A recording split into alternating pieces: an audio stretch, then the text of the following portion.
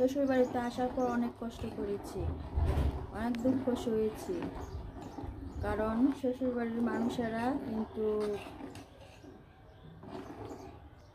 পরের বাড়ির মেয়ের সুখ কখনোই দেখতে পারে না, এটা অবশ্যই সবাই জানেন। আর আমার শাশুড়ি কিন্তু আমাকে অনেক ভালোবাসতো, অনেক আদর করতো, অনেক যত্ন করতো। ছোট ছেলের বউ ছিলাম আমি, তারপরও কেন যেন মাঝে মধ্যে এরকম করতো।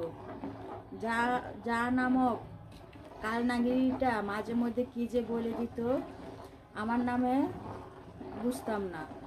এর কারণেই শাশুড়ি আমার সাথে অনেক সময় জিতাজিতি করতো, আর অনেক সময় রাগারাগি করতো। আমি বুঝতে পারতাম, যখনই রাগারাগি করতো তখনই আমি বুঝতে পারতাম হয়তো কেউ কিছু বলছে, এর জন্য আমার সাথে এরকম করতেছে। যাই হোক, যা তো কখনোই